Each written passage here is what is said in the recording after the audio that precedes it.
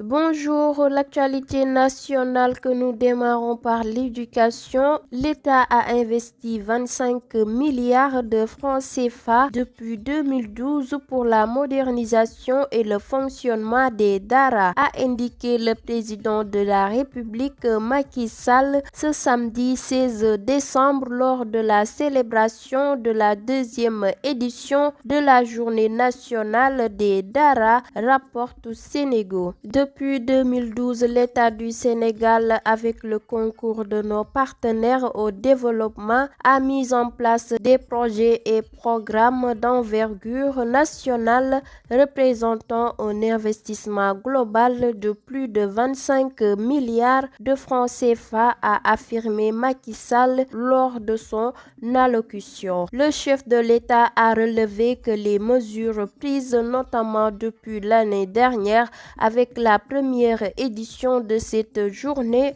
ont engendré des résultats fort appréciables. Khalifa Sall se dresse en avocat de Barthélémy Diaz. Le candidat de Taxawu Sénégal a même déclaré ce samedi que le maire de Dakar n'a pas tué Ndiaga Diouf. C'est vendredi prochain que l'affaire Ndiaga Diouf sera vidée à la Cour suprême après la sortie musclée de Barthélémy Diaz. Vendredi, Khalifa Sall lui est venu en appoint ce samedi. Le maire de Dakar n'est pas le meurtrier de Ndiaga Diouf, précise-t-il. Que Barthélémy se défende, c'est tout à fait normal. Ce qui nous est certain, c'est que Barth n'a pas tué Ndiaga Diouf parce que moi je suis ce dossier depuis 13 ans maintenant. Je suis au cœur du procès, je connais bien le dossier et Barth n'a pas tué Ndiaga Diouf, a déclaré le leader de Taxawu en marge de la cérémonie de dédicace du livre de Moussa Taye, rapporte GFM. Selon Khalifa Sall, ce qui fait mal à Barthélémy Diaz, c'est le fait d'avoir ouvert ce dossier en cette veille d'élection. Ce qui lui paraît suspect dès qu'une élection pointe à l'horizon, il réactive le dossier. On n'est pas dans une défiance de la justice, au contraire, mais il a le droit de dire quand quelque chose lui paraît suspect, clame le candidat. Méga meeting d'investiture, les promesses ont porté leurs fruits. Bougane Gueye Dany a relevé le pari de la mobilisation le samedi lors de son méga meeting d'investiture. La place de l'Obélisque, rebaptisée place de la Nation, était noire de monde. Les sympathisants, les militants et les hommes politiques sont venus de partout pour assister à cet événement historique aux présages multiples en direction des joutes électorales en perspective. Bougane Gueye Dany a annoncé la couleur à travers son livre Tekki, où il a condensé sa vision d'un Sénégal qu'il veut pour les Sénégalais. Je ne peux être que votre serviteur parce que vous le méritez. Nous allons travailler ensemble, ce pays nous appartient. N'acceptez pas qu'on vous dise que vous ne pouvez pas réussir dans ce pays. On peut rester dans ce pays et réussir. Ce livre que vous voyez résume tout. Mon souhait, c'est de transformer le Sénégal. Cela ne nécessite pas de longues études, mais juste un amour pour son pays, a affirmé avec force conviction Bougane Gueye Dany, rapporte Seneweb. L'actualité nationale que nous terminons par la Marine nationale qui a annoncé samedi que son patrouilleur de haute mer Wallo a arraisonné un navire contenant 3 tonnes de cocaïne au sud des eaux sénégalaises. Neten Faye, au sud des eaux sénégalaises, à 425 km au large, indique la marine sur son compte Twitter, visité par l'APS, soulignant que la valeur minimale de cette saisie est de 126 milliards de francs CFA. Elle ajoute que le navire et ses 7 membres d'équipage ont été ramenés à la base navale Amiral Faye Gassama ce samedi. Un patrouilleur de haute mer de la Marine nationale sénégalaise avait arraisonné dans la nuit du 26 au 27 novembre un navire contenant 3 tonnes de cocaïne du large de Dakar, rapporte Sencafé Actu. C'était tout pour l'actualité nationale. Place maintenant à l'actualité internationale.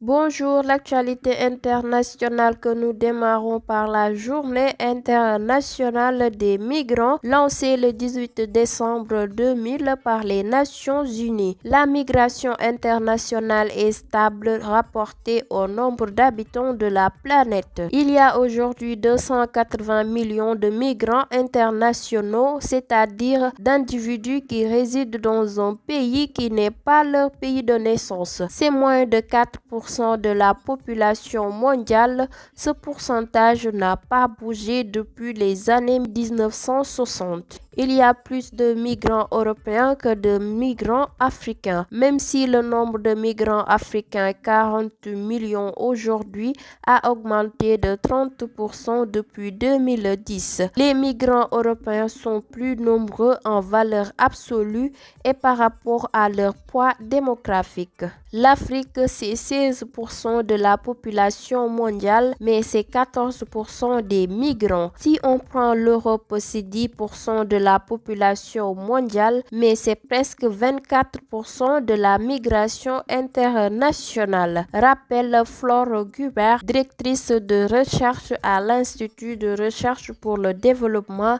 et directrice adjointe de l'Institut Convergence Migration, renseigne RFI. L'otage sud-africain Sergo Van Deventer avait été capturé en Libye en novembre 2017, puis vendu au groupe de soutien à l'islam et aux musulmans et transféré au Mali où il avait partagé une partie de sa captivité avec l'otage français Olivier Dubois. Il a été libéré samedi 16 décembre et transmis aux autorités algériennes à la frontière avec le Mali, selon la fondation sud-africaine Gift of the Rivers, qui sert de médiatrice depuis 2018, renseigne RFI. Au Mexique, au moins 12 personnes ont été tuées ce dimanche matin lors d'une attaque armée pendant une fête dans la ville de Salvatierra, dans l'état de Guanajuato. Dans le centre du Mexique, ont annoncé les autorités locales. Jusqu'à présent, 12 personnes sont mortes, a déclaré sur Twitter visité par la RFI. Terminons l'actualité internationale en Guinée. Un important incendie s'est déclaré lundi 18 décembre dans un dépôt de carburant à Conakry, faisant des dizaines de blessés selon une source médicale et des habitants. En réaction, le gouvernement guinéen a annoncé que les écoles resteraient fermées lundi et a demandé aux travailleurs de rester chez eux, à l'exception des forces de défense, prévenant que les conséquences de cet incendie d'origine inconnue pourraient directement impacter les populations. Les blessés arrivent par dizaines dans 2 des principaux hôpitaux de Conakry,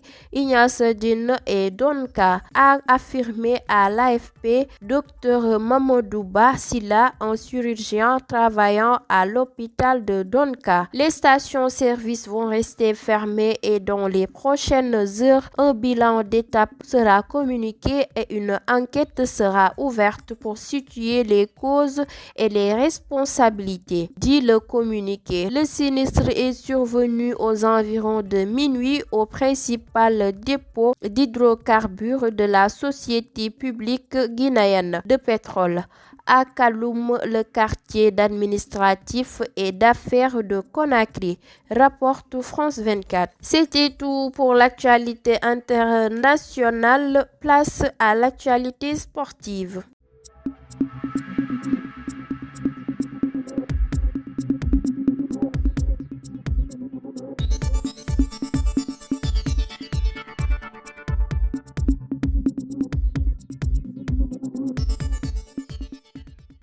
Bonjour, démarrons l'actualité sportive par les handballeuses françaises qui sont devenues championnes du monde pour la troisième fois après 2003 et 2017 en battant la Norvège 31-28 ce dimanche en finale à Herning au Danemark, rapporte RFI. En dominant le rival historique, les Bleus ont idéalement préparé les Jeux de Paris où elles défendront leur titre olympique dans 7 mois. Pour les résultats de la 8e journée de la Ligue 1, Dakar Sacré-Cœur a fait un match nul avec US Ouakam au stade Alassane Djigo.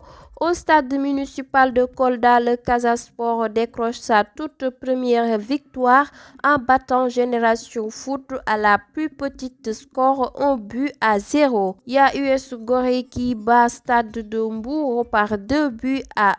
Sonacos et Teungueth FC font match nul et même score entre Jaraaf et AS Pikine. Les académiciens Jambar FC battent Jamono de Fatick au stade Lat Dior de Thiès par 1-0. Au classement, Teungueth FC est premier en tête du classement, suivi de Jaraaf deuxième, Dakar Sacré-Cœur troisième. En bas du classement, nous avons le Casa Sport premier relégable, Sonacos 13e et avant-dernier, Stade de Mbourg 12e. Terminons l'actualité sportive par le choc de ce dimanche à l'arène nationale. Zarko de Grand Yoff a battu Diène Kairé de Soumbédioune. En avant-premier, Tafa Gueye 2 a battu Laurent Django qui a chuté en 4 appuis face à l'expérience du lutteur de face, rapporte 8 Sport. Expérience qui a encore pris le dessus lors du grand combat où Zarko